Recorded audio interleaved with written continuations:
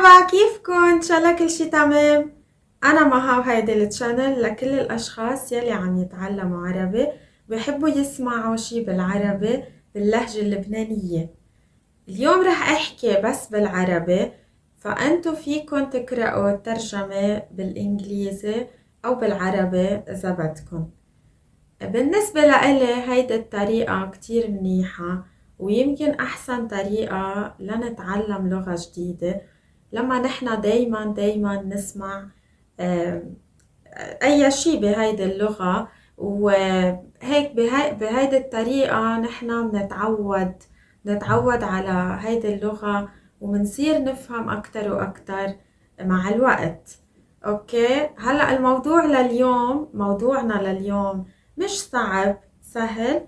رح أنا خبركن عن نهاري عادة كيف بيكون. يعني أنا عادة كيف بقضي نهاري، كيف ببلش نهاري من الصبح لعشية.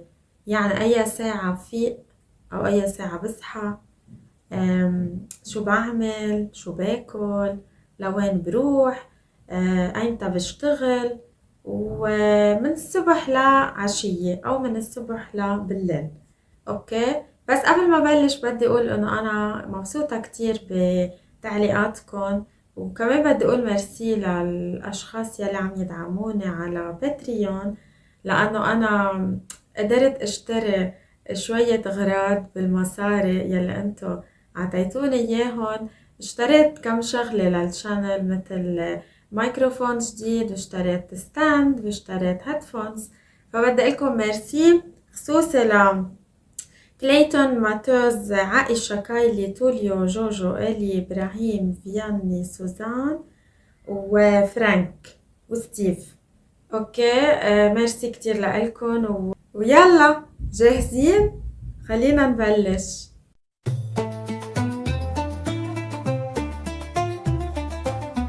كيف أنا ببلش عادة نهاري، أو أي ساعة بفيق أو أي ساعة بقوم من النوم؟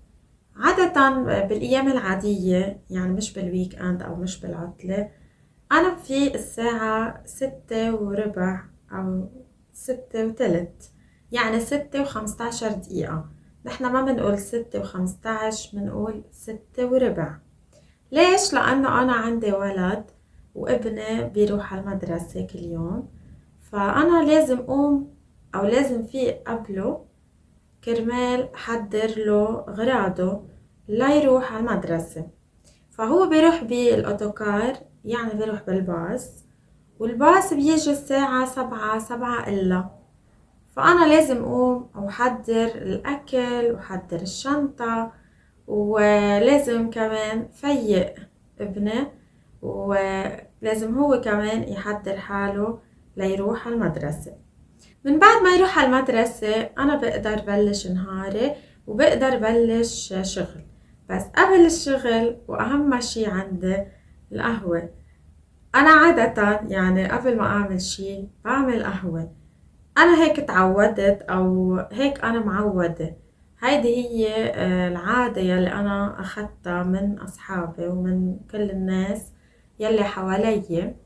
فبحب أشرب قهوة الصبح، وإذا ما شربت قهوة بحس إنه في شي غلط، فبحس حالي مش مصحصحة أو بحس حالي مش كتير مرتاحة. تعودت على القهوة، بعمل أول شي القهوة، وبقعد شوي ما بشتغل شي. يعني لما أشرب القهوة ما بشتغل شي، ومن بعد القهوة بلش شغل. فعشان هيك أنا ما باكل دغري الصبح، ما باكل شي عادة قبل القهوة. ممكن آكل شي فواكه أو أكيد بشرب مي، بس ما باكل شي، يعني ما بتروق أو ما بفطر. أوكي، بعد القهوة بلش شغل شوي. هلأ انتو بتعرفوا يمكن أو ما بتعرفوا إنه أنا ما بروح على الشغل كل يوم. يعني ما لازم أظهر من البيت وأطلع بالسيارة وسوق السيارة وروح على المكتب أو على الشغل. فأنا بشتغل من البيت، عشان هيك أنا بدور الكمبيوتر وببلش شغل. فبلش تحضير دروس. فأنا لأنه أنا معلمة وعندي تلاميذ لازم حضر دروس لهيدول التلاميذ، فبلش بحضر الدروس وبشتغل شوي على اليوتيوب. إذا عندي فيديو بدي أعمل editing أو بدي أحضر الترجمة، بشتغل شوي على الكمبيوتر. ولما يبلشوا الدروس، عادة الدروس ببلشوا حسب، أوقات ببلشوا الساعة 7، أوقات ببلشوا الساعة 8، أوقات ببلشوا الساعة 9، حسب، ما في وقت محدد. فأنا عادة بتروق بين الصفوف، يعني بين صف وصف لما يكون عندي بريك نص ساعة أو ساعة بتروق، وعادة باكل ساندويش، بعمل ساندويش أو بلف ساندويش بالخبز العربي. فهيدي هي ترويقتي، أو هيدا هو الفطور، فطوري عادة. عادة أنا بيكون عندي بالنهار 4 دروس، ماكسيموم 5 دروس. فتلاميذي يلي عم يدرسوا معي عربي عادة بيتعلموا أو بيدرسوا معي الصبح بهذا الوقت، يعني من الساعة 7 للساعة ماكسيموم 1 أو 1:30. ليش؟ لأنه أنا ساعة 1:30 لازم روح جيب ابني من المدرسة. أنا بجيب ابني من المدرسة، هو ما بيرجع على البيت بالباص أو ما بيرجع بالأوتوكار، لأنه هو ما بده. يعني لما بلش مدرسة هو كان يروح بالأوتوكار بالروحة وبالرجعة، يعني كان يروح وكان يرجع بالأوتوكار، بس هو قال لي إنه هو مش مبسوط ومش مرتاح، والأوتوكار كتير عم بيطول ليمشي. شو يعني؟ يعني عم بيطول، يعني عم ياخد وقت طويل ليمشي من المدرسة، وجاد عم يتأخر. جاد يعني ابني عم يتأخر كتير ليوصل على البيت وعم يتعب، يعني عم بحس انه هو تعبان بعد المدرسة. عشان هيك انا قررت انه انا رح روح جيبه من المدرسة. فالساعة 1:30 انا لازم اظهر. فمثل ما شايفين انه نهاري كتير قصير، يعني ببلش من الساعة 7 وبيخلص الساعة 1 وشوي، 1:30 ماكسيموم. لانه انا لما اروح جيب ابني من المدرسة ما بقدر اشتغل شي، لانه لازم جيب ابني ولازم ابني يتغدى اول ما يوصل. يعني من اول ما يوصل او من اول ما يجي على البيت هو بيكون جوعان وتعبان، فلازم يغير تيابه، يغير الكوستيم ويلبس بيجاما او يلبس تياب البيت، لازم يتغدى ولازم يرتاح، وانا لازم كمان اقضي وقت معه. فمش حلوة انه انا كمان اشتغل بعد الظهر وهو بحاجة لإلي او بحاجة ليقعد مع امه ويقضي وقت مع امه. فعشان هيك انا ما بشتغل عادة بعد الظهر الا ساعة 1. فانا عندي ساعة بعد الظهر، عندي ساعة تدريس 1. انا بدرس عادة او الساعة 4 او الساعة 5 حسب التلميذ. وليش؟ لأنه أنا عندي تلاميذ عايشين ببلاد مثل أمريكا أو مثل البرازيل. ف يعني في كتير فرق بالوقت، هن ما بيقدروا يتعلموا الصبح معي، لأنه الصبح بلبنان يعني عندهم بيكون الوقت كتير متأخر أو الوقت كتير بالليل. فعشان هيك أنا مضطرة. شو يعني مضطرة؟ يعني هيدي ضرورة أو إنه لازم أشتغل هيدي الساعة بعد الظهر، لأنه إذا ما اشتغلت هدول التلاميذ ما رح يقدروا يدرسوا معي أو ما رح يقدروا يكملوا درس معي بالصبح. اوكي، مش بس انه نهاري كتير قصير من 7 للساعة 1:30، كمان بالبريك او بين الدروس انا لازم اعمل اكل. يعني اذا ما في عندي اكل لازم انا اعمل غدا، لانه اكيد لما يجي ابني من المدرسة وكمان بعدين لما يجي جوزي من الشغل، انه هن اتنيناتهم بيكونوا جوعانين، بيجوا جوعانين، بيجوا دغري على المطبخ، دغري على الأكل. فكمان أنا لازم أعمل شي. هلأ عادة إذا ما كان عندي وقت مش مشكلة، أنا بقدر أعمل أكل بعدين بعد ما يرجع ابني من المدرسة، بس ممكن أنا أعمل له شي صغير بس لإله، وبعدين أنا بطبخ، أو بعدين أنا بعمل غدا، يعني بعمل أكل. أوكي، شو بنعمل لما يرجع ابني من المدرسة؟ فمثل ما قلت لكم أنا أكيد ما بقدر أشتغل شي، وأنا لازم أقعد معه، فأنا بقعد مع ابني، بتحدث معه، بنحكي، بسأله عن نهاره، كيف كان نهارك، شو عملت اليوم، شو تعلمت شي جديد، أو أي حرف جديد تعلمت اليوم، لأنه ابنك صغير يعني هلأ عم يتعلم أحرف الأبجدية، ألف باء تاء أو الأي بي سي.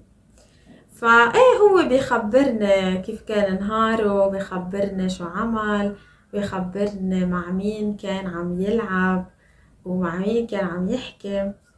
فأنا بحب يعني هيدا الوقت من النهار. وأصلا كمان يعني هو بخبرني كل هيدول الأشياء عادة وين؟ بالسيارة، مش بالبيت. يعني لما نطلع بالسيارة وندور السيارة ونمشي بخبرني كل شي قبل ما نوصل على البيت.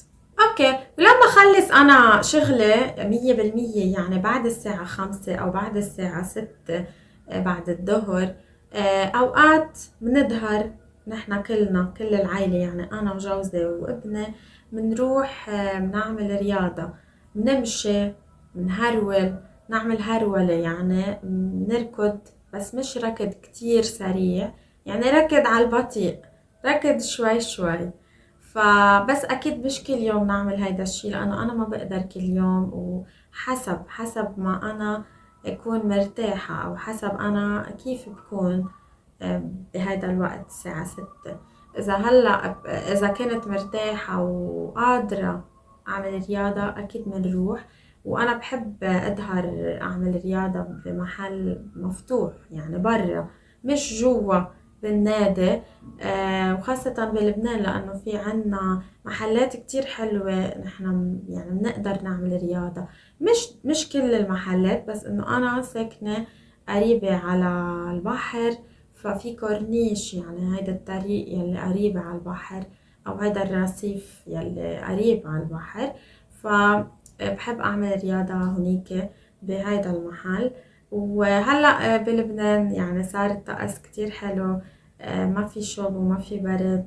وكمان هلأ صار النهار بلبنان طويل، لأنه هلأ نحنا بلشنا بالتوقيت الصيفي، يعني نحنا بالصيفية منزيد ساعة. فهلأ النهار يعني بيخلص الساعة 7 7:30، فأنه في وقت إذا نحنا بدنا نظهر ونعمل رياضة على العصر. أكيد لما نرجع من الرياضة بدنا نتحمم ونغير تيابنا ونرتاح، ويعني تقريبا هون صار آخر النهار بالنسبة لابني، مش بالنسبة لإلي. فابني يعني بعد ممكن الساعة 8 يتعشى وينام. اوكي، ومن بعد ما ينام ابني، هو بينام بكير لأنه كل يوم بفيق بكير كتير ليروح المدرسة، فهو بحس حاله تعبان، يعني الساعة 8 خلص هو بيكون كتير تعبان، وهو بحس انه بده ينام، يعني هو بيكون نعسان او بينعس، يعني بحس بالنعس وبحس انه لازم ينام. فمن بعد ما ينام ابني انا هون ببلش عندي نهار جديد. يعني انا بنطر لينام لأقدر أنا أشتغل إشي أنا بدي أشتغله، يعني لأقدر أنا أعمل شو ما بدي. بنطر لابني ينام، لما هو ينام أو بس ينام أنا بيكون عندي شوية وقت. بس للأسف يعني أكتر الأوقات أو أغلب الأوقات أنا بكون تعبانة كمان بهيدا الوقت. يعني مزبوط إنه بيكون معي شوية وقت لأقدر أشتغل، بس ما بيكون عندي كتير طاقة. فالوقت بدون طاقة صعبة، أو طاقة بدون وقت كمان صعبة. فعلى كل الحالات يعني القصة مش سهلة لما الواحد يكون عنده شغل ويكون عنده ولد كمان. هلا أنا ولد واحد، يعني هلا يمكن انتوا عم تضحكوا انه شو ولد واحد وعم تحكي، بس أنا بالنسبة لإلي انه لو ولد واحد بس انه بحس بالتعب، لأنه عادة أنا بعمل كل شي، ما عندي كتير حدا يساعدني يعني بكل شي، يعني أنا بعمله كل يوم بالطبخ بالشغل بكل شي. ايه، فأنا بالليل بشتغل شوي، كمان بدرس شوي لأنه أنا بدرس روسي، بس مش كل يوم أكيد، بدرس مع أستاذ مرتين بالأسبوع. وشو كمان، برتاح يعني آخر النهار، فبيكون كل نهار ماراثون وركض بركض.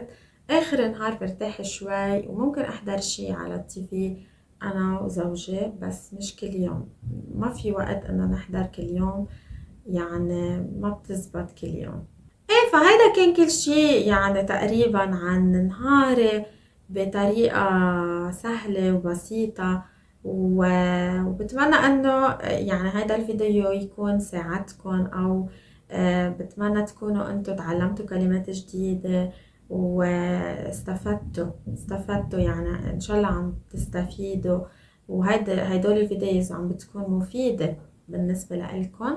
وانا عن جد بآمن بهيدي الطريقة، بآمن انه هيدا الشي بيساعد لما نحنا دايما نسمع الشي بس باللغة، بنفس اللغة يلي نحنا عم نتعلمها.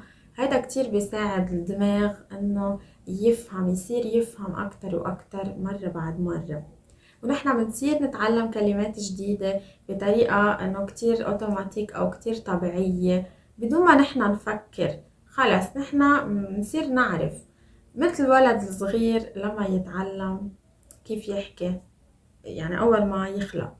أوكي، فخبرونا أنتوا بالتعليقات شو رأيكم، إذا عندكم أي سؤال، وأنا بشوفكم بفيديو جديد. مع السلامة.